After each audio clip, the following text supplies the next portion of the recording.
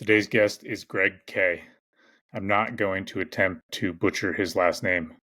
Greg is from SoCal, Ukraine, and he moved to the US in 2018. This is actually the second podcast we've done with Greg. We had some technical difficulties with Greg's first recording, and he was kind enough to sit down with us for a second time and tolerate our questions again. We did our best to recap everything from the first episode. I know Greg from the jiu-jitsu gym here in town. He's a fun training partner and overall just a great guy. We had a lot of fun learning what it was like for Greg growing up in Ukraine and how the transition to the U.S. has been. We hope you enjoy. Thank you. Here we go. Greg, where are you from? He's from SoCal. No, Viv. No, but outside of Viv is SoCal. Yeah, SoCal, correctly pronouncing is SoCal. Did I say it correctly? Yeah, it's SoCal, but the L is soft at the end. SoCal. We have SoCal. like SoCal. It is the town in the Lviv region. So I went to school at SoCal, and that's where I was basically born, and all my childhood. I spent my whole childhood. And Lviv is the city where I went to university. Okay. I thought, yeah. So I think Lviv is a region center. It's a big, 1 million big city. Yeah. And SoCal is like small town, maybe 20,000 at best. So I think we got to tell the audience. We got to get that right. So then we should just let's make sure we address it. So we did a podcast with Greg a couple weeks ago. The audio was messed up because we messed it up. And it's our fault. Yeah, it was our fault. And so we're doing it again. And so we may, we're going to ask questions of Greg. Some of the answers we already know, but we're going to let him go round two for explaining his life. We can we can discuss some stuff. Maybe like the questions, the answers that you already know. Maybe you've been thinking about this whole 2 weeks. Oh my God! I should have asked you that question. Greg, I was just trying to forget about everything.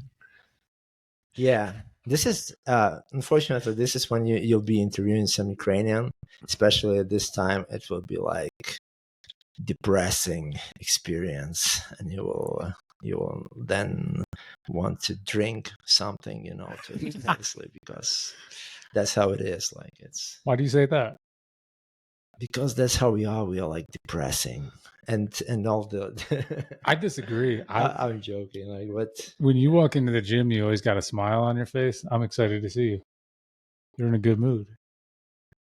I'm doing my best. I'm doing my best. Well, you're a good faker. I'm like, but by the way, I remember like on the first part that people will never see, right? When we discussed, you were asking me like differences about when I moved here, and some differences. We've been talking about some stuff, infrastructure, right, and something like that. The other intangibles is like, for example, like. We've been just talking about this basically, right? So that Americans like small talk. Yep. It's not bad. Like, hey, how's it going? Right, and you basically have a small talk. We usually don't do this in Ukraine. I kind of doing my best, trying to do this, right? But usually in Ukraine, you don't. You just say hi, right? Even if it's you can have small talk with the really person that maybe is your coworker, maybe it's your close friend. Yeah, the person that you really have to, some common interests, and maybe you really have some subjects to talk, right? If it's just the person that but I don't know, it's not your some close relative, family member, friend, I don't know, you just say hi, and that's it. Like, it's not bad, just and I think we also on the first time we all were talking about why, and I was blaming, and I'm still blaming this a lot on Soviet era of being like of Ukraine. You can. By the way, you can name this podcast like "Why Ukrainians Hate Russians." It will be like really Googleable.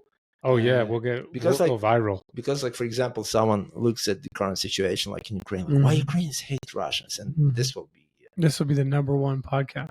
This will be the number one podcast. Greg, why Ukrainians hate Russians? And sorry, just let me finish myself. So why is happening? Because in Soviet era, right? There were so many people that can turn it down to KGB for different stuff. So you really had to watch what you're talking. Even like to your closest friends, right? Even like to your neighbors that you know. You're careful about what you said. This literally happened like it was around like when I was born. My granddad, like my grandpa, my mother's father, he was a teacher at school, and usually like Western Ukraine is very nationalistic, right? Is correct word. So it was like probably the region that was the least amount of time under like communists, and people were like really against it. So he had two friends. They were like, imagine like three of us, three closest friends. There are no closer, like, you know, sometimes close friends are like closer than your brothers and sisters.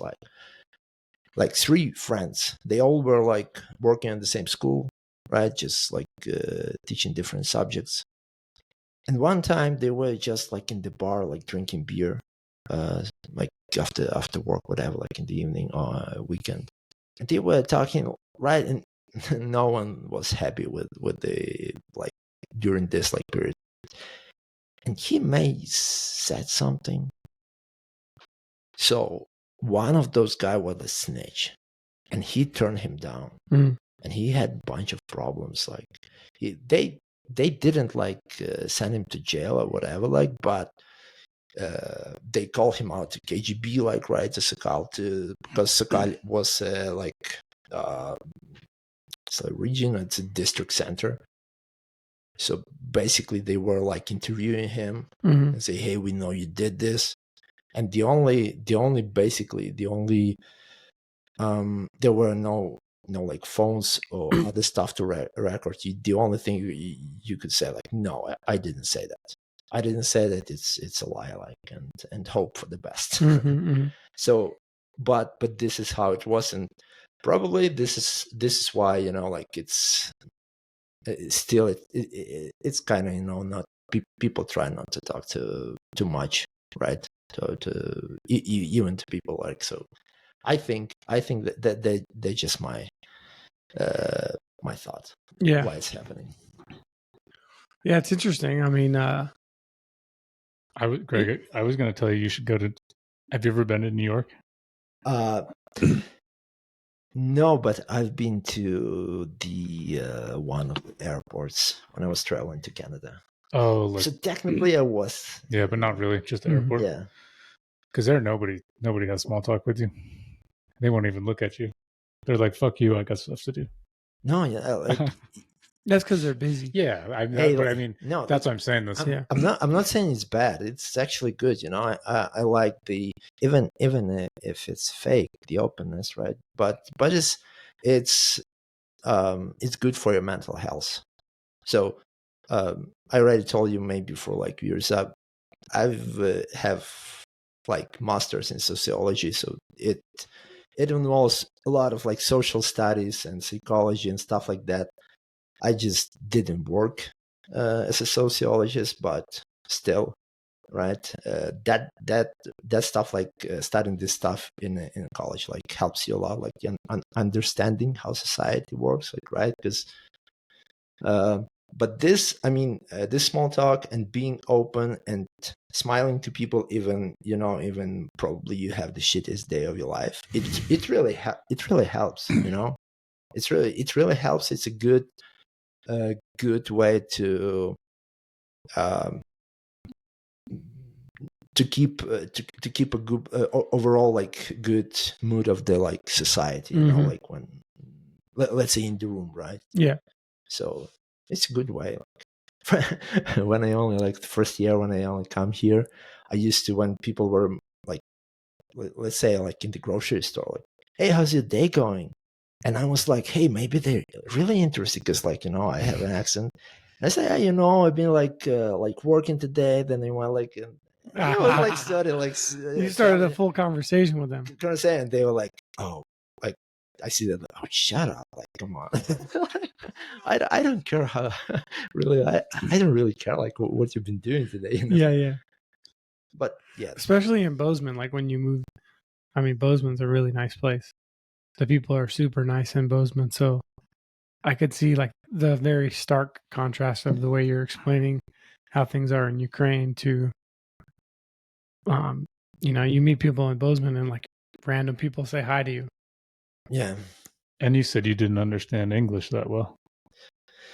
It was yes. So again, the problem is that you're learning English from people that are learning English from books, and from people that learn, like, nobody actually usually, at least I was learning English like in 90s, and it was only like really early, like post-Soviet era. No one been to West, like to England or some other countries, you know.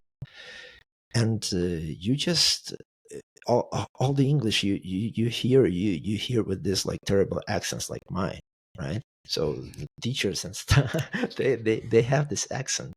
And when I came like to the United States, and they started like you know, like talking, you're like, Jesus Christ, like I was like, I remember this like it was one of my first kind of like dinners. I remember I went to like, we went to Applebee's here, and the waitress comes and like asks me something, and it's like, what?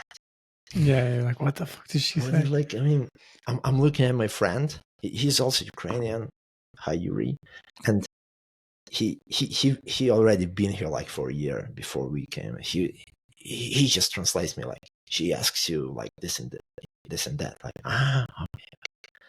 It just so yeah. it's you have to kind of like go through the like whole cycle, so yours get used to the accent and how people talk, you know. Yeah. So you made a couple comments when we talked last, similar, like on a similar vein about, you know, some ideas that you think like, well, this probably came from like the Soviet era. And so the one that you just mentioned, you know, you think that people didn't talk that much because they were afraid of the government. Yeah, exactly, because this is how it was. But for example, like right now, like if you, for example, go to the village where like my mom lives, Yeah. right, and where all people know each other, they can actually like it's dangerous to start like a small talk because it could take hours. Oh, You know? yeah. So it's not that people don't like it, right? It's just they especially like older people, they are basically a bit you know, maybe, I don't know, maybe something like triggers inside not to talk too much to like to strangers. Sure. So, but other than that, like if you I should say that Ukrainians are like pretty open and kind-hearted, whatever, right? So, I mean, it is changing, especially in like cities like Lviv. It is mostly lived from like tourists because it's an old city. It was founded in 13th century. So there are a lot of tourists, so you have to be nice to people, so they give you money, right? Right. So that's how you guys make a lot of the money there. It's from Right. tourists. Mostly, not me, but Yeah. there are a lot of like if you go to somehow like after the stupid war, if you go to Ukraine, if you go to Lviv is the city where like so many cafes and bars and stuff. So if you're a foodie, right, and you want to try like starting like Ukrainian authentic food to like other European or even not European like food styles, that's the place to go. That's the place to go. What's a good meal that's like a Ukrainian dish? There are like Ukrainian kitchen is like really good, right? So the most famous Ukrainian meal is probably borscht. Borscht is a beet soup. Okay. Beet soup, it is red, so it includes like meat, usually meat. You can add like several types of meat. There are like, I don't know, probably hundreds recipes of borscht, right? Depending on the region. Okay. But it's like really simple, like to cook. For example, like I usually cook like at least once a week, probably Borscht. Yeah, Okay. it's like really simple. For example, like you need potatoes, cabbage, carrots. I can like get there like one bell pepper. Okay. What else? A bean. You can get like the kind of like kidney beans, something like that. So it's a bean soup or beets? No, beets and beets. beans also. Okay. Right. So and so you like if you want to for like pot of soup, right? Maybe like pot. Let's say it's like 5 quarters. It will cost you like maybe $15. And you will have like for several days of like meal for a family, and it's really like tasty. Good. What kind of meat do you usually put in it? Chicken, beef. You can use chicken. You can use beef. You can use pork. I usually use pork.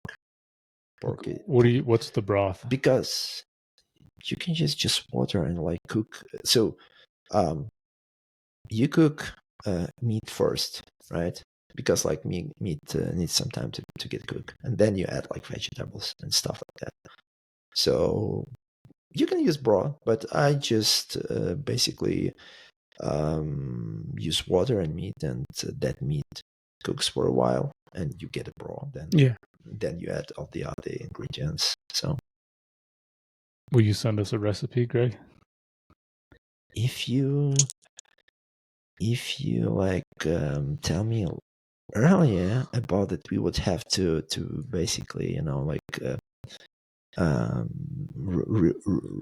record this podcast one more time. I would cook you some borscht. We better not. What? We want to start a cooking show or what? No, but like, but like we can like spoil the whole thing because all we will be just eating it. So Yeah, that's true. Oh, it's tasty, guys. It's really good. Guess you'll just have to have me over for dinner, Greg. Sorry again. I said you'll have to just have me over for dinner. Yeah. Maybe not. Ask my wife. No, you're welcome. Seriously. Or just send me a recipe so I can make it. And then I'll bring it to the gym and you can tell me how I did. We can try. You can try. I can. You know what? Like I can record a video for you. Yeah. Right. So like that when they like recorded like those short videos where like you just put like, hey, this is me like chopping something, like throw it, wait 10 minutes, right? And it will be, the whole recipe will be, you're not obviously like waiting half an hour for the meat to be cooked, but This will be like, a minute or 2 minutes. Yep. But, you'll know what to do. Yeah. I think he wants to start a cooking show. Yeah, I think you want to start a cooking It's show. okay, Greg. We support you. A Ukrainian cooking show. Yeah. Okay, cookie show. You can So- start Ukrainian kitchen in Bozeman. So this is like the borscht is probably the most the most notorious dish. There are also a lot of dishes that are just like Polish people can say that it's their dish, right? And Ukrainians say it's their dish. And in reality, it's just from the same area. Yeah. And there were no like borders as such, like in the modern world, and people were just cooking stuff like similar. Yeah. So like there is also, we call it vareniki, and Polish people call it pierogi. If you heard, right? pierogi, This yeah. is like pasta with the potatoes or cabbage or whatever, like filling. So they also were Pierogies are delicious. good. And you can do vareniki. We call it vareniki. Vareniki. It's called vareniki because varite, the word varite, is basically to boil, right? Okay. To cook, like on boiling water. So this is like varite. Mm-hmm. And it is called because like this is like you're throwing pasta into boiling water. This is what you do with vareniki. It's why it's basically called like that, I think. So yeah, and you can fill them with anything you want. Yeah. You can put in like Meat. cherries in there, meat, Mhm. whatever you like. Yeah. By the way, vareniki or pierogi with cherries, like especially like sour cherries. Mm. I would have never thought. This is another like level of I would have never thought. stuff. I've had pierogies So before. delicious. They're good. Yeah. Sometimes like so especially like in summer, usually in Ukraine, like sour cherries, they getting ripe like June, end of June. And I remember like was calling my mom like, hey, what you doing? Like, oh, I'm cooking vareniki with sour cherries. I was like, oh damn, You want to be there. yeah. You have to make some with huckleberries. Mm. Montana version.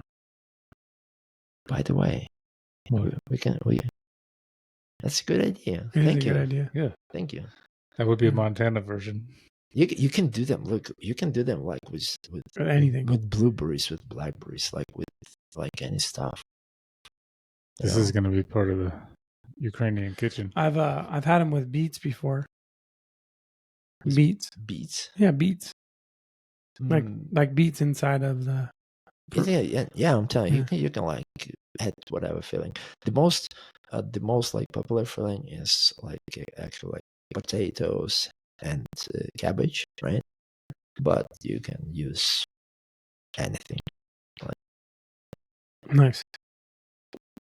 So should we make Greg repeat himself with anything he told us already? Sure, we can go into it. Yeah, a little bit. you can make Greg repeat. Yeah, just tell us what it was like growing up in Ukraine, being a kid. You had to work a lot. Yeah, I had to work a lot, but so actually I was born like in a small village like near Sakai, right? And especially like in Ukraine, especially in Western Ukraine, usually and especially in the 80s, right, and early 90s, everyone had small farm, small like area of like small, not small, but like the area of land to grow them some food. Mhm. Because like in as I already told you guys, so usually like in Soviet era, the all the groceries you cannot go like to Smith or Walmart or whatever by yourself. Potatoes, carrots, eggs, stuff. Now you can. Now it's like available, but then it was a real problem, especially like quality ones. So most of the people they had a land somewhere like in the village, and we're growing vegetables and food for them. So if you wanted to have eggs, you should have chicken. If you wanted to have meat, right, you should be having some pigs, right? If you want like pork or whatever. If you want milk, usually you want to have at least one cow, right? Something like that. And yeah, like obviously to grow it and also to feed all this cattle, right, and chicken and whatever, you have to grow stuff like wheat and what else, like beets, but not like red beets, but beets to feed like, pigs and stuff. So yeah, I had to help my father, my parents, right? Yeah. So I used to like work a lot. So you guys had all of that, or did you have like you kind of traded with other people? We had all of that, but we didn't have a cow. Okay. Because our neighbors, they had like 3, and they were just giving milk. Got it. So I believe it was kind of like, but our neighbors, and we had really like close relationships, right? And for example, we could give them some part of like wheat or whatever, like so they can feed their cows like in winter, right? Like instead they were just giving us back like milk. Yeah. And when but it was not like, hey, we will give you and you will give us back. Yeah. It was just, like, do you need, because we have, for example, like some stuff that can be feed to cows. We just we just don't need it. Like we have too much. You can take. Yeah. Like, and they were also like giving us milk because like, hey, we have like too much milk. Too much. It will get spoiled like really quick. So yeah, you can just take. So. In the wintertime, you guys had already stocked up, or like were you guys canning like vegetables, putting them in jars and cans? Yeah. You were pickling all the stuff, vegetables. Usually, if the same with the meat, right? You were doing the, how do you call this, canned meat, like, but instead you were like canning them in jars, right? Yep. In glass jars. So this is how it go. Yeah. You wouldn't freeze the meat? So that time there were no like like modern level freezers. Oh, really? Right. So everyone had like a normal like refrigerator, right? But usually like your refrigerator Small. freezer is, you can freeze some stuff, right? Yeah. But you cannot like put a whole like pig in there, right? So yeah, the how do you call like pork fat? Yeah. Pork fat. Yeah. Just pork fat. So for example, like lard. Yeah. Right? So lard. You can, I don't know, maybe maybe you don't. You can actually like cut it in pieces. Yeah. Put it like, add like a lot of salt. Okay. And put it like in a jar. Okay. Yeah. And just, you don't have to cook it. Just like a lot of salt, just salt it in the jar. Yeah. And close the jar, just basically. And it stays good. And it will like last forever. I mean. And so you guys were pickling a lot of meat. Like, yeah. Yeah. And then you would put like the meat in like a soup or something?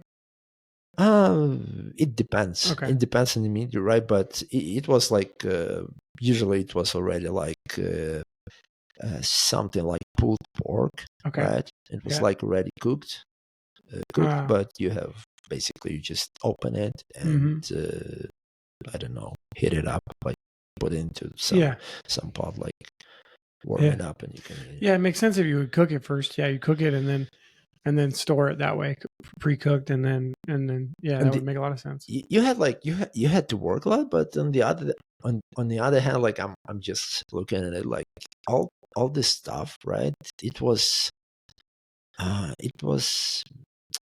would say like pretty healthy, because there was like you were growing this for yourself. You were not adding all the stuff, like to preserve or to make it grow faster.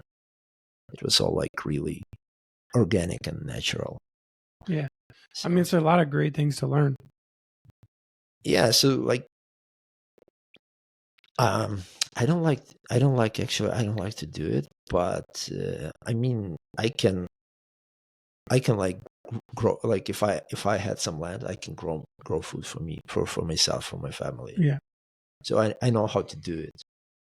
I know how to like raise cattle and stuff like that. I could work on the farm, but I don't like it. Yeah. Because I had to already tell you guys, like I had to sometimes, not all the time, but I had to like wake up like 4 a.m. and work before school, and then go to school at 8. Yeah.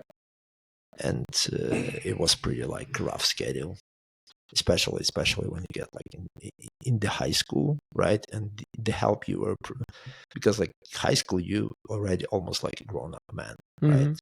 You have like ability to do some physical work, and this is the time when you're really helpful. And this was like most of the time when my father used me a lot.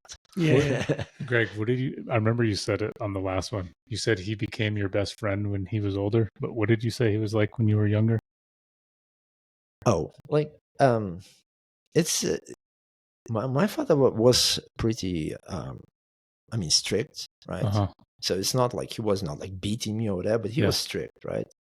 You're not like I see like modern kids like discussing something, You were doing what you were told. Dude, like you can, like, I mean, like if you wanna, modern kids, you're the part of the family, right? And if you wanna eat, right, you have to like put your time or whatever you have, like, right? Got to carry your weight. You got to put the work in. Yeah. Yes, just like everybody else. Yes. So like, no one was like, no one asked like 5-year-old kids to do something, right? But when you're like 15-year-old, 16, whatever, or even like starting 10, when you start to grow up, like, they like, my father was slowly putting some, you're working a little more, some more and more like load on you. So, but actually, I'm really like, now I'm like grateful he did this, because there are a lot of stuff that helps you just like when you grow up to endure, because when you get into some like shitty situation, maybe you got like really tough times, right? You're just thinking to yourself, I've seen like worse times. It's not that bad, Or maybe you're like doing some job and you think it's hard, and you like just, going back, like in your mind, like to for example, to some 4 a.m. work that you had to do, like, and feel like, that's not that bad, It's no big deal. So so it was, but going back to my father, he was when I become probably like 16, when I graduated like from school, you just become like, become like really like your best friend, right? Even though like sometimes you had me I had some fuck ups. He was just like laughing at me and like, hey, like, I bet you're not gonna do this right next time. So it's pretty cool. So I forget how you said it. Maybe you said you just respected him, but then he said, I forget. Do you remember how he said it, Kyle, or no? No. You said he was like very stern, and then he became your best friend. Maybe that was how you said it. Yeah, that's maybe. It just sounded cool. I couldn't remember how you said it. Yeah, like there is this theory. You don't have kids, right? No. So there is this theory, and I see it like I've been raised like this. So when your kid is small, till 7, you treat him like a king. So you let him do whatever he wants or she wants, right? So this allows your subconscious of the child not to be like, how do you call it, like broken, right? So Not restricted. You don't break like subconscious. So you allow from 7 till 12, when your kids go to school, until 12, basically until he or she becomes a teenager, you treat him like a slave. So the kid just gets used to work, right? Mm-hmm. And after 12 and so on, you treat him like a friend. So this is like, I don't know, like I saw this summer like online. Someone was Okay. Probably some Jewish guy. This is how like Jews like grow up. Raising up their kids. So, but this was really, really, reminds me of how it went like with me. So from 12 onward, you treat like a friend. Yeah. So like at some point he was just like dude, maybe I had like did some like bad grades or whatever. He was like, dude, like come on, like it's like I cannot like be yelling at you. You're grown up. Come on, you should just fix it. It's not that hard. Yeah. And I remember there was like some conversations, and he was like there was one of those conversations. He like there was like some like bad grades or something. He's like, come on, like dude, like, you have to fix this. Come on. And the very next day I fuck up like again, and he comes like, so how it's going? I'm like, she looks at my grades like, dude, like, and that basically disappointment in his, I was like, Jesus, like it was worse. Like it was actually worse than if he was like yelling at you, yelling at me, and I was like I let him down. Yeah. It's like, dude, like come on, like you're a smart guy. Like we just talked about this, and he just went like to the kitchen or whatever. Yeah. Like, and I was like just left there, like was sitting like, damn it. Yeah. Would he say, I'm not mad, Greg, but I'm disappointed? If you say. Is that what he would say to you? She like, I remember like him being mad, like really like mad. It was one time at the village where we had our like basically the small farm. We had a tractor, right? That actually we used to like work on land and stuff, and to haul stuff. And I remember I like crashed it. Okay. I just basically there was a concrete post, like electric concrete post, like probably like this thick, and I just smashed it like in half. And like I was like, 10 were you fucking around, or was it on accident? Something happened to brakes, and I was carrying like wheat. It was end of summer, right? It was like basically time when like gathering crops, and I was carrying weeds. He gave me like, he was like, okay, you go, like take the tractor, like take this wheat, go home, and I will follow you, because he had some like business to finish. And I just basically so on our street where we live, so there was quite a like hill, like a hill at the end of the street, and something happened to brakes. So I just and without like considering like there was like probably like a ton or two of weight, I just like went down that hill. I couldn't like stop. And in tractor, there is such a thing. It was like a manual, and if it is going like faster than your fastest gear can like basically go, you won't be able just to put like the manual brake, the gear. Okay. And that's it. Like, so I crashed it, but I didn't have even like a bruise. I don't know how it happened. but it was like people thought I'm done because of how terrible it looks. Yeah. And I remember he was not like talking to me for like a couple of weeks. We like fixed that stupid like thing. It was okay. Like it took some time. We fixed it, but what about the tractor? We fixed the tractor and the slope and everything. But he was like really, really mad at me. It wasn't your fault if the brakes went out. Yeah, I know. Like I don't know. Maybe he was mad at himself or whatever. But because I was like 9th or 10th grade, like I don't know, like 15 years old. Mm-hmm. Maybe he was mad at himself because he knew he had to do a brake job, but he didn't. What was your dad's name? My dad's name was Fedor. Say it again. Fedor.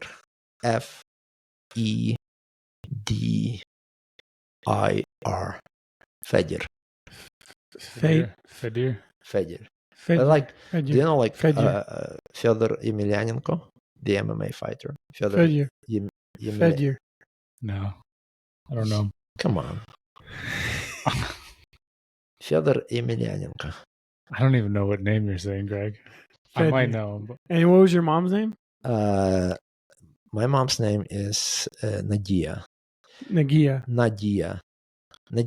and like Nadia from like in Ukrainian, it literally means hope. It's just a name. Nadia. Nadia. Like Nadia. Yeah. Say it again. Nadia. So you're Greg. I'm gonna say Nadia. Yeah. That's like the American pronunciation. Yeah, Nadia. I know. It's pretty close. Nadia. Your mom is still alive. Is your dad still alive or no? No, my only mom. My dad passed out like almost like not 10, like 8 years ago. 16. Okay. So you had kids. Did you have any kids when he passed away or no? Yeah, I had my older one. So did you ever ask him if that was, how you were saying that they like what you heard that they make the kid from 0 to 7, 7 to 12? Did you ever ask him if that? No. But he was like always was like was always joking at me. Because I have like my older brother and sister, and I was like complaining, though obviously they had kids. I was like complaining sometimes about their kids, they being too noisy or whatever when they come. And he was like always, yeah, we all look how you'll raise yours, right? We what? Like we all look how you will raise your kids, right? So you're so smart because you don't have any, Right. I recently saw the joke on someone like online when this guy like, I don't know where, but I always had that knowledge how to raise kids properly, and it was before I had my own kids. Sounds about right. Yeah.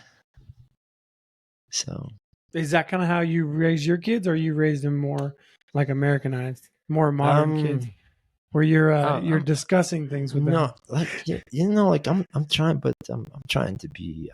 I'm thinking I'm much like softer than them, much more soft.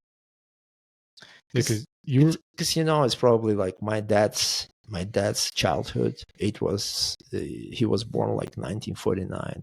It was like a couple of years after World War II, and he had like his childhood was even like rougher, and he wanted all of us to have like higher education, right?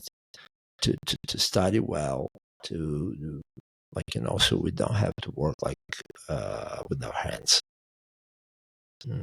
So, and sometimes like with this idea, he probably like he was maybe sometimes demanding too much, right? Yeah, because like not all people are supposed to be like lawyers and doctors and stuff like that. But like maybe he was right, maybe he was wrong. Like I think that like it's like we will see. I'm not trying to push too much like on my kids, like right if they don't want to. Like I'm pushing enough, but like not that, to not being like that rough, like as my dad was on me. Yeah. How old is Makar now? It's 11. He just turned So 11. are you treating him like a slave now? Yeah. And He's only got one more year. like, dude, like he's like it's very little. Like he's not like even like in the ballpark of like 5% of what I was going through when I was his age. Like really, like some household like chores is like nothing. I don't know.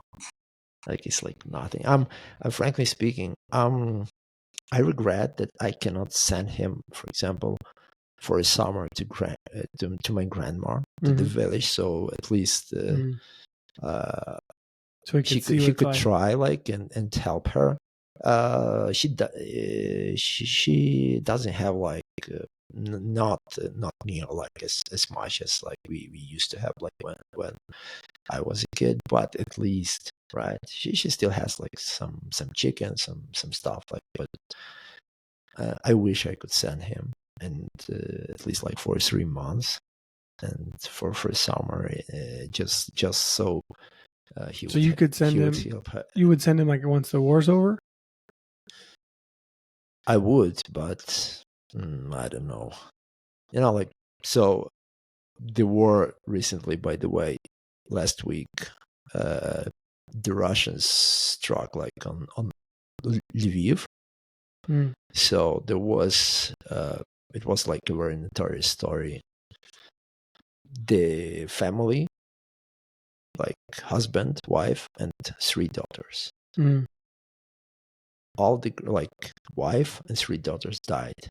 The man like remained, and they were like there was like this air defense alarm. So they started going like to the basement or whatever, because they were like, it was like 2 or 3 store building, and father just, so the mom and the girls went, and he's like, oh, it was something like I forgot like water or something, right? Because you don't know how much time you'll spend there. Yeah. And he came back, like returned to pick up like a bottle of water, whatever. And the missile or whatever like just hit at the moment, and everyone who was on the like on stairs like died. And he was alive because he was like in the building, and there were like in his flat, like apartment, there were like multiple walls. It just missed him. Yeah. So he was still like injured, but he remained alive. And this is like was a couple of seconds basically. He returned and it came. And this happens basically like if we take like American blocks, it's probably 1 block away. Okay. From where like my mother-in-law lives and where we lived when we were there. Okay. So it was like really close. Very close. Really close. Like another street, So basically it's, and I'm thinking like, so this missile shell or whatever like hit. It was coming like if it took like, for example, like a couple of degrees like left, right, whatever, like at the when it was like still in the air, it could easily like struck in our building, where is our apartment. Yeah. So yeah, because sometimes you were like, my wife was saying like, hey, maybe I would like take boys and go like at least because like they didn't see like the little one, right? So yeah. And I was like, it's like, I don't know, like it's a war, like, hey, like Lviv is like pretty safe. It's like and now she's like, no, like maybe I'm wrong. It's not that safe. It's not that safe. Has that been common? Has there been a lot of missile strikes in that area or no? It were like several. It was just the one that came really close to our building. Are you able to bring your mom over here? Probably, but she doesn't want to. She wants to stay there. My mom can, like, she spent some like couple of years like in Canada. I have my sister lives in Canada. Mhm. She was basically helping them with when they had their like youngest child, Mhm. just 2 or 3 years. And then when she was old enough to go to kindergarten, like to school, she just left. She's like, I don't want to stay here. Like, I want She go wants to be home. back home. I want to go home. Yeah. She says, no, I'm not going. Yeah, you know, that's your home. You Yeah. don't want to. So, you know, like Yeah. if people like, you know, they live there like 50 years, Yeah. whole life, they, you know, they didn't care like about if you tell them that maybe, you know, the quality of life or whatever like is better here. They didn't care about this, you know, because like Yeah. it's just different. You cannot, and you know, like she knows English a bit, like maybe she would understand you, but like it's not the same, you know, like it's not like the there is someone younger and you move someone younger, Yeah, like yeah, to the yeah, United yeah. States. My Yeah, moving older person to a place with, you know, new language, yeah, it would be very difficult. for example, like my son, when we moved here, he was like 5. Yeah. He went to kindergarten. He couldn't like speak English at all, like not at all. You know, like 2 years he was saying, no, English is my first language. Yeah, yeah. Mm-hmm. It's my native, like, and he's I can tell he's thinking like in English. Yeah. He speaks Ukrainian. He like we got him teacher from Ukraine to teach him like basically read and Yeah. write, like all the stuff. And he speaks Ukrainian because we speak Ukrainian at home. But I see the way he builds sentences, he just translating them from English. Yeah, yeah.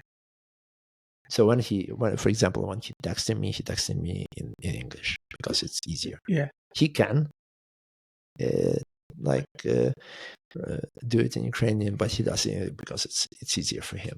This is how he thinks. And you said you always speak in Ukrainian in your house, right, with your wife? Yeah. Yeah. And sometimes like I switch to English when I'm talking to Makar, when I'm like trying to explain something to him, right? Or like we argue, and I feel like he's not getting like, I mean, sometimes he really doesn't understand the words In Ukrainian. I'm like, do you get me? Like, do you understand what I'm talking about? He's like, you know what? Like, actually not. I see. Yeah, I guess all his friends speak English, so he's just used to it. Yeah, like it's, you know, says now sometimes I'm like, by the way, if I can find, I will show you later a video of him like first grade, second grade, like in elementary. I was just making fun of him, how he says hamburger.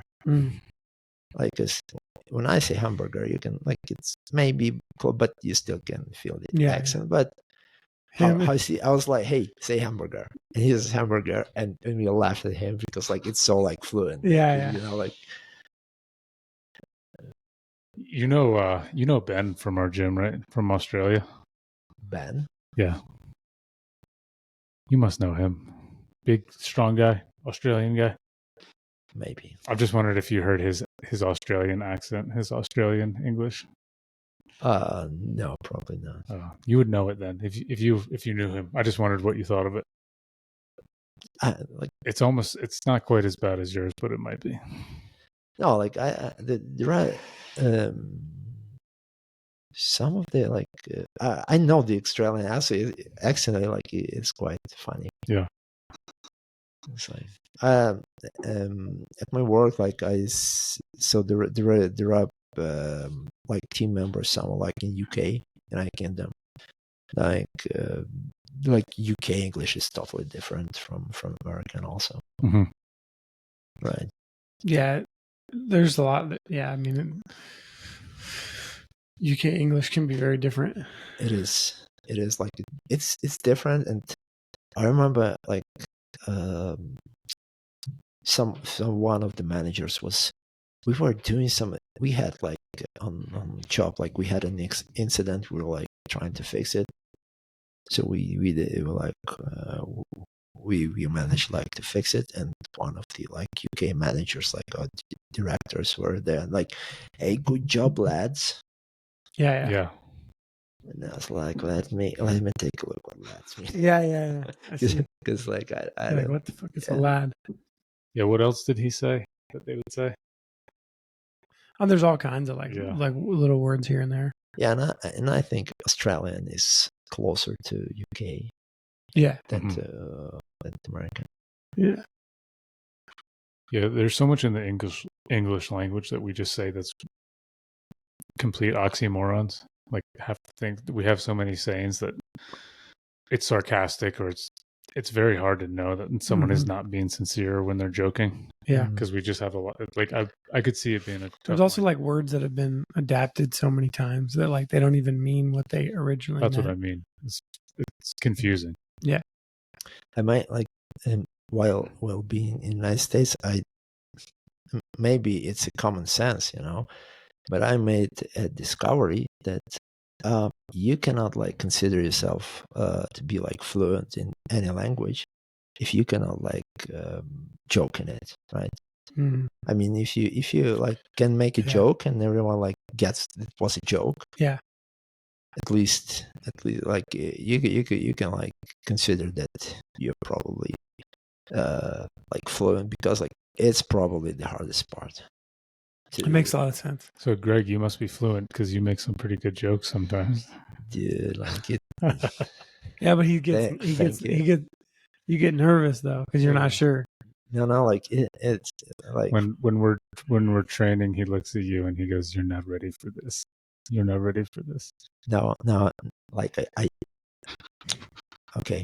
So the part about this one, I said about it like in the first part. It's psychology. No one heard it, so I'm not gonna explain it again. You gotta explain it again. It's psychology. Now I changed my tactics. I'm just asking, are you ready for this? Are you ready? It's the same, but just different. You're not ready for this. You should stick to "you're not ready for this." Tell him. That's what he says. Fucking tell him. You're not ready for this. He says it's the secret ingredient, right? Right. Right? Yeah, secret ingredient. Yeah. Of secret ingredients. Soup. Nobody knows it. Yeah. Nobody knows it. Greg, what's the most significant or important lesson that you've ever learned in life? In life? Yeah. In your life? I know, but hold on. I need to put up the sentence in my head. Like, go ahead. It takes time. That's all right. He's got to translate it to Ukrainian. Yeah, I need to like. No, I got it in Ukrainian. In Ukrainian, I got it translated like back to English. It just goes extra mile in my head. Computing. So the most important language is probably important lesson. Sorry. Like, see, I'm dyslexic. So the most important lesson is, how do you say that? A lot of like young people, right? So they want, and I get it. Like I was there too, right? They want everything and like right away, right?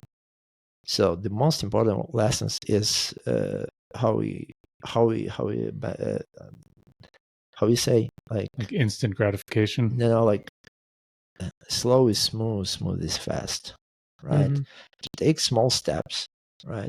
Don't not to try like jump to success or whatever you want, but take small steps, but like just keep going, right?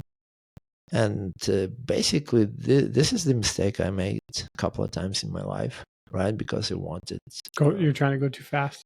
Like I opened like back in Ukraine, I had a couple of like startups and businesses I started like, and I wanted to get there right away, right? To make money, to be successful, to buy yourself a good car, whatever, right?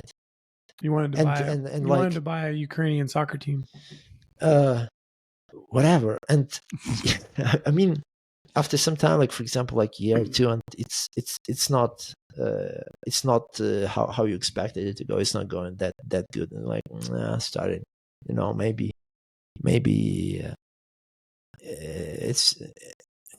it's not like mine, right? Maybe I should switch to something else, and that what actually happened, right?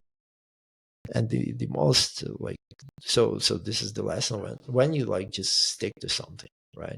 Especially if you like it, and if you like it, and if it's easy for you, for example, like you can tell sometimes people do something, yeah, and you think like, Jesus, like he's doing it so easy, right? Because it's probably maybe you're like good at cooking, right?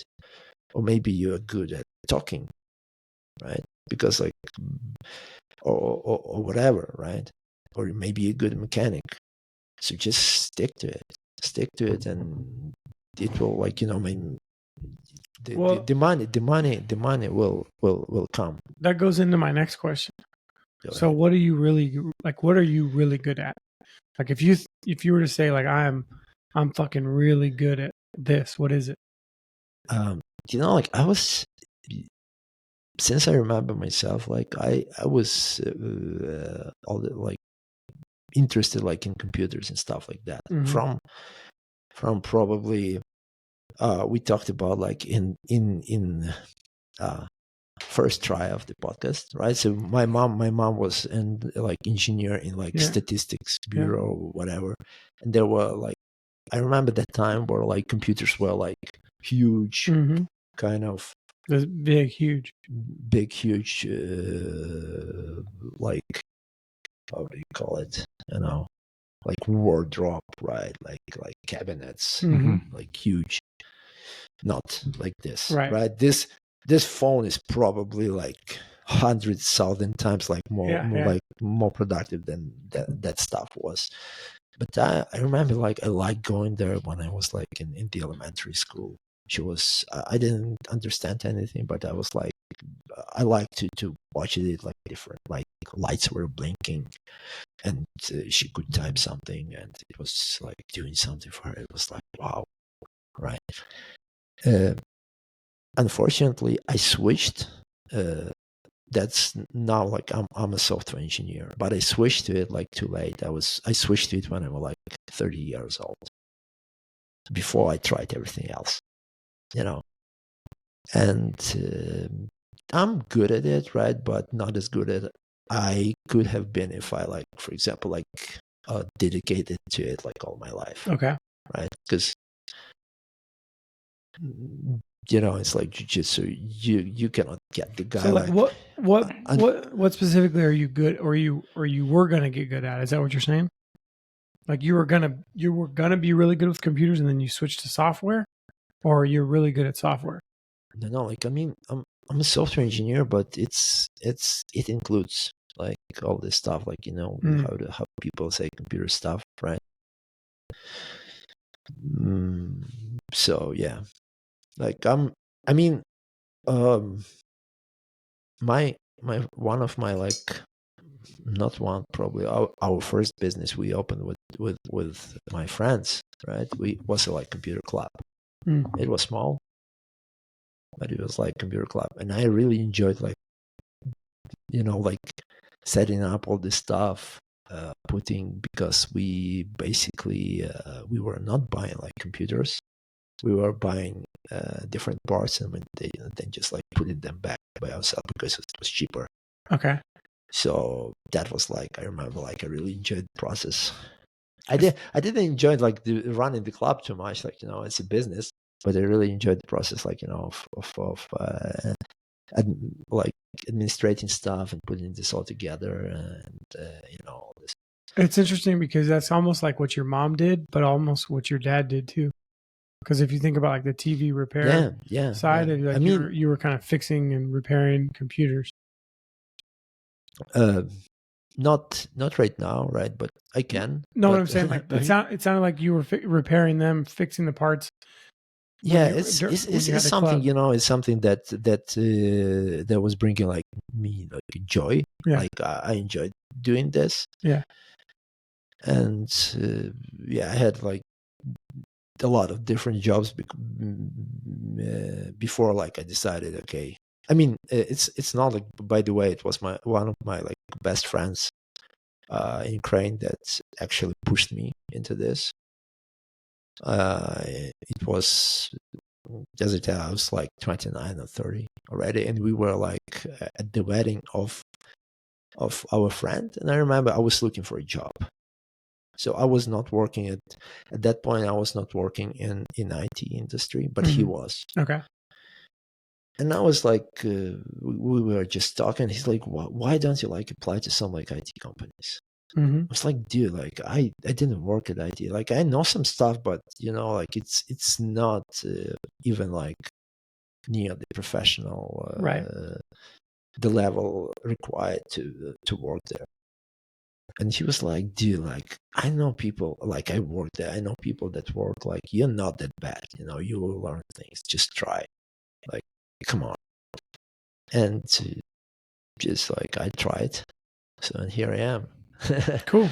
Like it was 10 years later. Do you think that's helped you stick with jiu-jitsu? This is Just learning that, has that helped you stick with jiu-jitsu? jiu-jitsu, like it's, I would say other way. I'd say jiu-jitsu, the stuff, it kind of like helped to realize that, right? Because it's pretty much the same. Yeah. Right? You cannot cut corners. Mm. That's the phrase I was looking for. Don't cut corners. Yeah.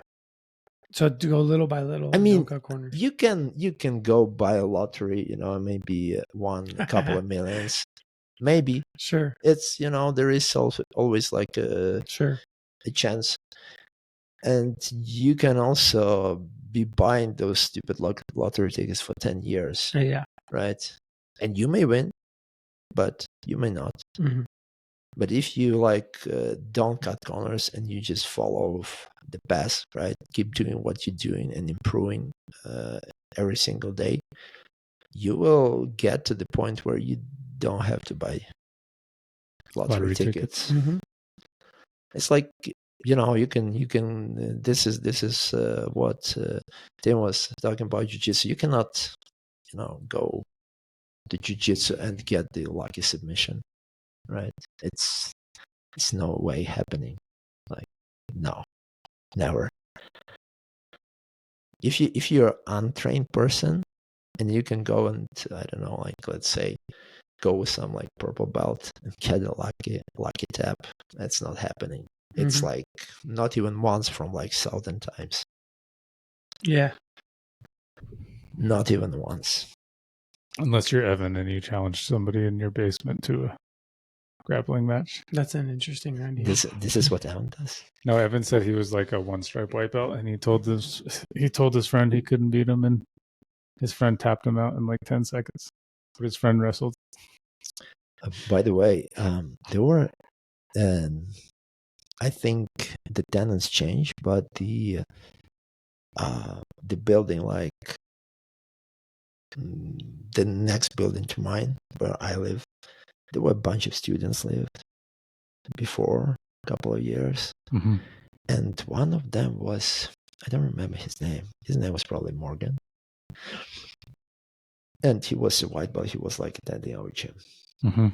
And one day, sometimes like I see those guys, like they were like students, like probably like MSc students. They come out, there is a nice like green grass like right long, and they come there, and it's like, what they doing, right? They was just discussing, and they're like suddenly they just take their shirts off, slap hands, knuckle, and become to like wrestle it. I was like, what's going on? Who's this? I don't know, and I think that was that guy that was at the gym, and he probably like challenged someone, but they were like, it was pretty like spicy rolls, but they were like started like wrestling, like grappling match. How many years ago was this? It was like probably something like that. 2 years ago. Don't you remember when Zach and Ty were boxing in your yard? Yeah, for like 2 seconds. Yeah. Yeah. They were sparring pretty hard for a little while though. Were they? Yeah.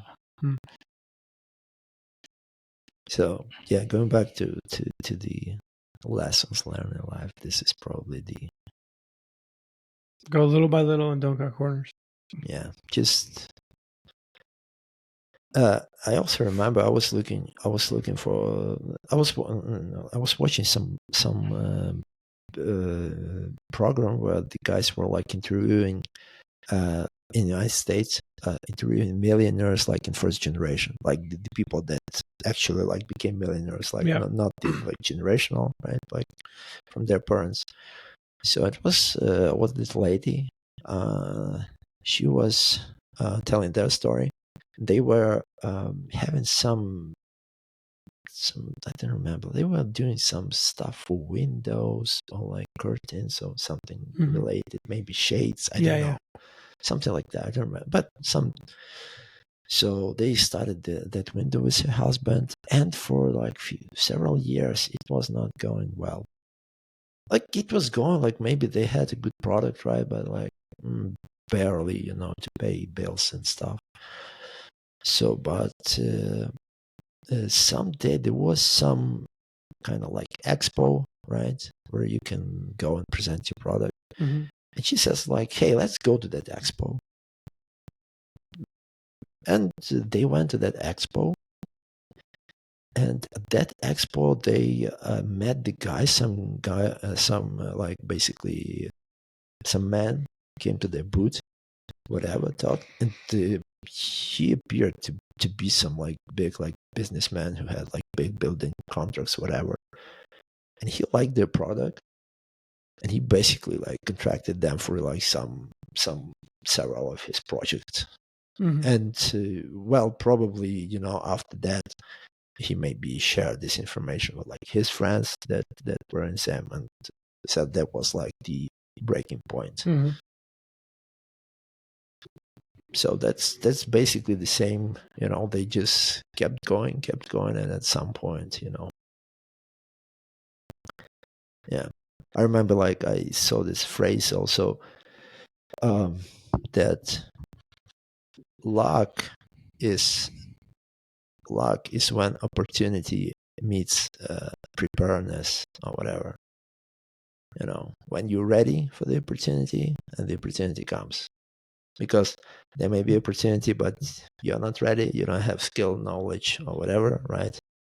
Or you have skill, knowledge, but there is no opportunity yet. So this is what people usually call luck. Oh, he got lucky, right? Yeah.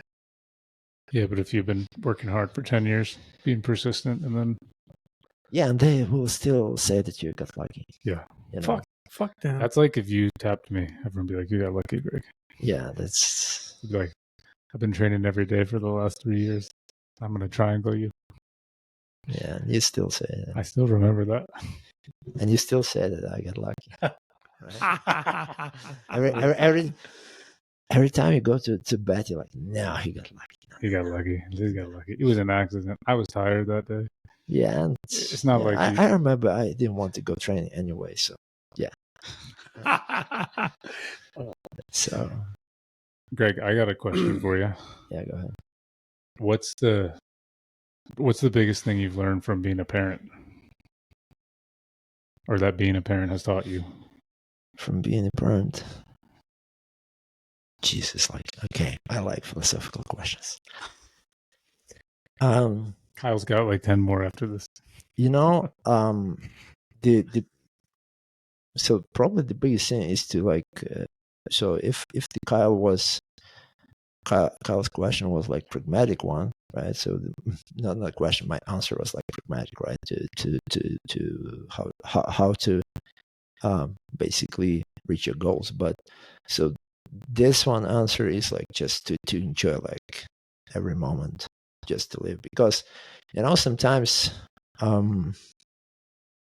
sometimes you tired, and you want to be alone, and it's okay, right? But maybe your kids are like driving you nuts, but when you in some situation, when for example I had like when the kid got sick and got into hospital, and you like starting like Jesus, like all those like things that they are not right, they're like loud, and they're so unimportant, Mm-hmm.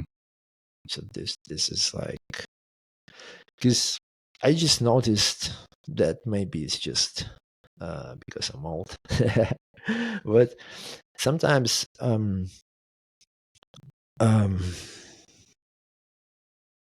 forgot what I had to say. Like you said, enjoy the moments. Yeah, it was related to like enjoying the moment, like So yes, sometimes you're not just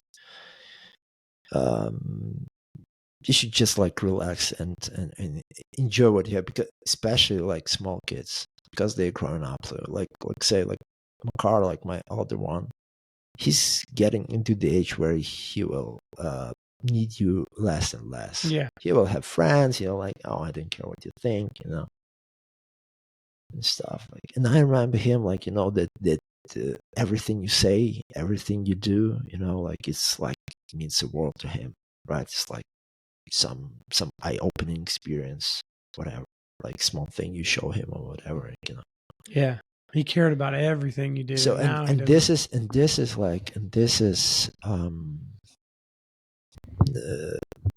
this is something you cannot basically go back and repeat, Mm-hmm. So this is just enjoy. How old is your younger son? 4. Do you think you'll have any more kids or no? Probably no. I don't know. Probably no. And then he's going to tell us in a year he's having another kid. Come on. So yeah, I just like two was like plan, because I just wanted my older son to have someone in life, right? Yeah. Because it's pretty cool. I have siblings, like it's cool to have someone, to have brother, sister, whatever. Mm-hmm. And he was born here, your younger son, right? Montana? Yeah, the younger one. Uh-huh. He's a genuine Montana. Original. Bozeman original. That's right. Bozeman original. I was like thinking, like, imagine he like grows up and he was like, oh, born in Bozeman. And he will. And his brother was born like in Lviv. Yeah. It's like at the other side of the world. How did it happen? That's cool, man. You've been here for how long? 8 years? 6. 6 years. Yeah. Okay, 6 years. 2018. Cool. 2018, like, I don't remember. What else did we talk about? What else did we talk about? What else did we talk about? We talked a little bit about like the you gave us a little bit of a history lesson of like Soviet Russia. We talked a little bit about that. We talked about your dad being kind of a TV repairman. We talked more about how your mom's career, and your mom was like really, really smart. So we talked a little bit about that. We talked about you as a younger boy. You played a lot of soccer. Yeah, I play I play a lot of soccer, and also this is the just like we also like we've been talking about how the what I like. I mean, in the United States, how do you call, like, the development of the sport is probably built if you're good at something, right? You have an opportunity. You also have to like to have some opportunities and to work for this. But if you, like, let's say you're really good basketball player or football or baseball or whatever, right? You will get there, right? Yeah. So because the scouts probably from the college will like want you, right? So, and the better you are, the better college you'll get, right? Yeah. So if you are lucky and you're really good, you will get to some like cool college, and you will get to the, let's say, NBA, NFL, whatever, right? After, if you're really good, Yeah. right? We're talking if you like put in time and work into this, you can get there. While like in Ukraine, it's unfortunately you have to go to like specialized like sports school, and first of all you have to be lucky to be born like in the big city that has this opportunity, right? Mhm. Because, for example, like in my case, like no one would be going like bringing you like, because this is like everyday like training. No one will be like driving 100 miles Right. or whatever, like to back and forth. So yeah, so this is a really cool part like of United States, for kids, right? So they can, if you like an athlete and you want to be an athlete, you can get there. Right. Yeah, so yeah, that's the cool part. Greg, I had one more question still about raising kids. You know how? Are you planning like No. this to say? I'm not expecting any He kids. he recently found out. Okay, go ahead. You know, I got the other day. I bought a car seat the other day because I had some clients Okay. that were flying in with a kid, and my landlord saw it, and they're like, "Tim, do you have something to tell us?" I couldn't stop laughing. Like, yeah, I do. I bought a car seat for one of my clients because they're flying into town with their kid. Yeah. Oh, so you were saying when you had a pretty, not a rough upbringing, but your father made you work pretty hard, and it made you pretty tough, just because you had to, you had to work. And you were saying when, if you're doing something now and it's hard, you think back and you're like, oh, this isn't that bad. I've worked hard. Yeah. So do you think about that with your kids? Do you think, oh man, I don't make them work hard enough, they're not going to be tough enough? There's because you know that saying, it says, hard times make tough people, tough people make easy times make soft people. Yeah. So I think about, I don't have kids, but I think if I have kids, I'm like, man, how do you be a little bit tough but not too tough? That's what I'm trying to, because I think, like at some point, like I tend to think that maybe my father like basically took it too far, right? At some point, not like that. There are some like maybe how do you call it, like psychological, shifts, but I would say like maybe you should take it like make it tough, but not that, right? Not abusive. So it was not abusive, but I mean, I don't know, like, so I still think that even if you like growing up, you can still like change yourself. But I'm also let's say like sometimes I think that because of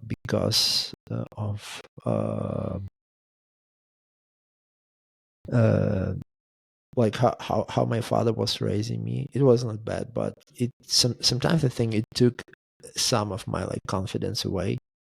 Right, you just used to like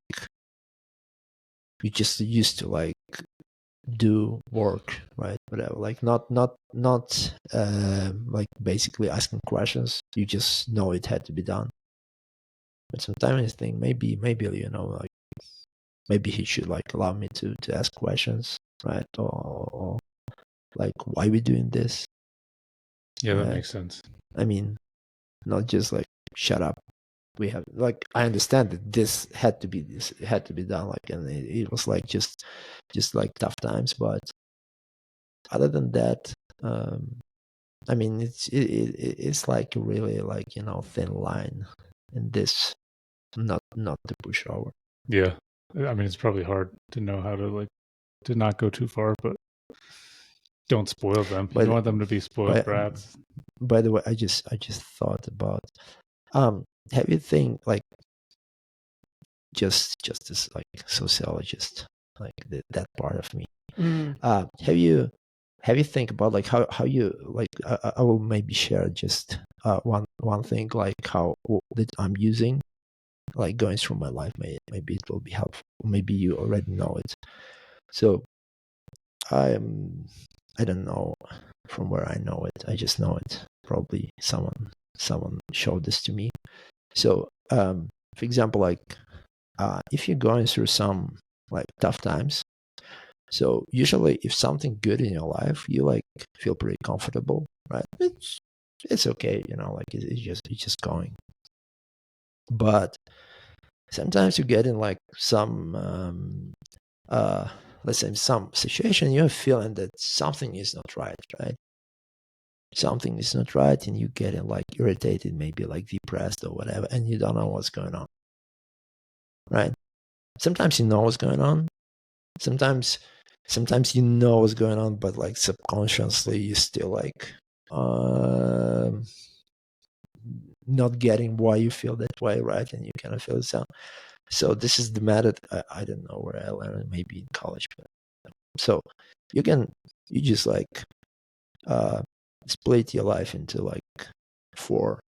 You can do 3, whatever. Like I do 4, right? 4 like segments. So 1 is your family, like immediate family. 2nd is like your friends. 3rd is your job, all the stuff that where you make money, that basically provides for your living. And the 3rd is like yourself, means your hobbies, your time for yourself, like doing whatever you want to make you happy. And if you like split it like that, right? You look at your life, you can like ask your question, okay, which one of those has problems, right? Like family, okay, I'm good with my wife or my dad, mom, right? So that one is okay. All right. So friends is, yeah, like seen my friends recently, we hang out, had some like, okay, this one is good. So maybe it's a job, right? Maybe there is something that right, maybe or maybe job is okay, like enough money, everything is good. And you go like, oh, maybe because I basically dedicate all the times to hold on, maybe I don't dedicate time for myself, right? Maybe you like doing, I don't know, jiu-jitsu, going fishing, going hunting, all this stuff. So maybe like you should just invest a little like some time in yourself to like fix your inner like psychological mood, whatever, to feel yourself. Greg, you're a genius. That is pretty smart. I've never heard that before, but it's smart. When did you learn this? I don't know. Like I feel like I know this forever. Everybody, Greg is a Ukrainian genius. This is so smart to break it up that way because you in my mind, like you like push everything together and you can't decide which one is bothering you, right? Yeah, because you and split it up. Sometimes it thinks that like your life is fucked up, and you think I'm a loser, and in fact you're not. You just have it's just one thing. You just have to fix something. Maybe everything is like okay. You have your like the one you love, your friends, your everything. Maybe you just have a shitty job, and make not enough money, right? And this one thing irritates you. It's really good. That's very smart. So, when did you learn this, and how long have you been using it? He said he knows it. He's known it forever. I don't know, like it's not forever, like, but that's what you said. all my it like, was recorded. It said forever. I know, but come on. So, but maybe how long? 10 years, 5 years, 20 years? How long? All my adult life. And you've been using it like a tool, like really. I was like you like write it down and like draw it out. No, I don't write it down. I just think about it. I just like okay. So when's the last time you used that exercise? 5 years ago? 2 years ago? Last week? Probably like 6 months ago. He was like, my jiu-jitsu is good because I triangled Tim. I fucked him up. So so that is good. Basically, I remember like it was maybe sometimes I was just like, I never draw anything. I'm just like thinking in my head like this, and it's like, okay. I mean, at some point I was like, I had some maybe not issues like, I don't remember, but I remember that I just came to conclusion that I'm doing too much jiu-jitsu. I mean, I spent so much time there, like, so like, I should like maybe, take my family to the vacation, something like that, like take a time off. And luckily, I hurt my knee. I had to take time off. Right.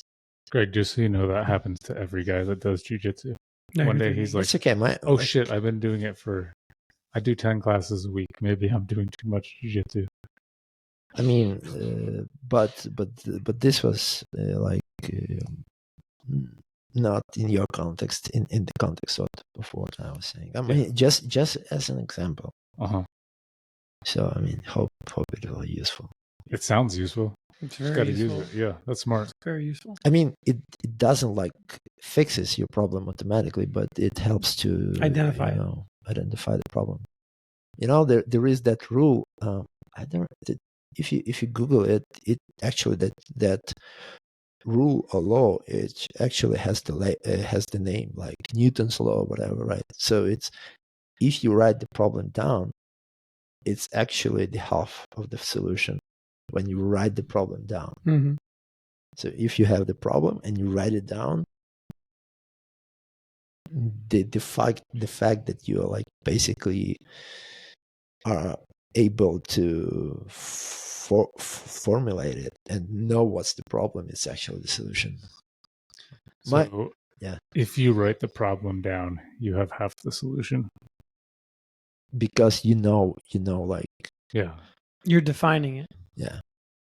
It's not just I have to do something. You usually know what to do, I just thought that was a brilliant statement, so that's why I wanted to re-say it. Yeah. My father, I remember when he was like, when he was alive, he used to say, good inspection is half of repair. Like, yeah, because I remember like he came to visit me because he was always fixing fucking TVs. And I remember like there was one situation he visited me because he was like, at the point he was like sick. He has some like blood cancer, whatever. Like he had to go to see doctor every like months. So he was visiting me, and it was the time that I was trying to fix my PC, because my PC was like restarting like itself by itself, like I don't know like what was happening, like it was working like restarting. What the fuck is going on? So I was like opening up and I was trying to figure out what's going on. And he was like, and this is when I basically heard this phrase for him. He's like, hey, don't rush, right? Good inspection is half of the repair. So that's brilliant too. Your dad was a genius too, bro. Yeah, I know. That's cool. But like this is and by the way, in that situation, he was also right. Because you found it quickly. No, or like, because I didn't listen to him. I just ordered on a similar site. We didn't have an eBay in Ukraine, but we had like something similar. Mm-hmm. Let's say I ordered on eBay the similar motherboard, because I thought that probably like the motherboard is like somewhere something is like shortened, so it's like we just replace the motherboard. I replaced the motherboard. Same thing. And same thing. And I'm like, okay, we replaced everything. What? And basically the problem was that the button. I was gonna say the button. Like, yeah, the button kept it was not like it was something. It wasn't releasing. it was shortening, like something wrong within. So I just basically do like on the motherboard the right jumpers, right? So you can assign the button to it. So I just basically took that one off, and on, I don't know if like on some PCs there is only like on off button, and some PCs that time like had like restart button. So I just took the jumper from the restart and used it like power button, and the power button I just like, like plug it off and it fixed it. And I was like, Jesus Christ, like I just spent like, it was not like a lot, like maybe like $50 or something like that. Like, it took time to wait for that motherboard to arrive. It's like I just listen when people are talking to you. Yeah. So that was a pretty cool experience. Yeah, that's a good one. And this is basically the live example of what I just said. Like that it actually works, This may be applicable to fixing cars. I don't know. Whatever you do, I think it's probably applicable to fixing anything. Right? If you think about, like, you could apply that as a metaphor to anything, right? It's a good inspection is half of the repair, right? Yeah. So like you're talking about the quadrant that you're talking about, right? Yeah. That's like a quick inspection of like, oh, like, how am I doing? Oh, I'm doing fine in all these three areas, and there's one area that's not. You have to inspect, right? It's kind of like a form of inspection. Yeah. So this is some life wisdom. No, we got some bangers in here. Yeah, man. Got some what? Some bangers. What does it mean? Means very good. What does that mean? I love how he tried to explain. I don't know what it means. Very good. Yeah, bangers. What does it mean? It's a slang term to say like, oh, that's a good one. Very good. It means those are very good. Banger. Banger. Okay. Like bang. Like, right? Yeah. Okay. What were you thinking? Do we wrap this thing up? Yeah, unless you had any more serious questions. You know what I'm going to do? I think we got enough. You know what I'm going to do? I'll release this one and I'll release the other one. I'll just post them both. So this one will sound a lot better and the other one will be there. It's just hard to hear because can you use something like to improve sound? We've tried. Yeah, we've tried. I don't think we can unless I can talk to Matt and see if he can do anything else. I don't know if we can. Dude, like there are like stuff, AI and stuff, like, Yeah, let me talk to Matt one more time and see if he can do anything with it. I think like it's not like 1980. I know, it was just so far away. It's really quiet. Yeah, we'll have to see. Maybe like Matt might be able to clean it up. It's just quiet because we're so far from the mic because it was over there and the mics weren't turned on. So we were just wearing these for fun, but they weren't working. Well, we'll see. That's the good lesson, though, right? Yeah, good inspection of if the mics are turned on. Mm-hmm. I think we'll do. Yeah, I'll release this one and see if you can fix that one, and then release that one later. Yeah, sound good. Sounds good. Greg, you're the man. Thank you. Thank you, guys. Do you hear that? The sound came back.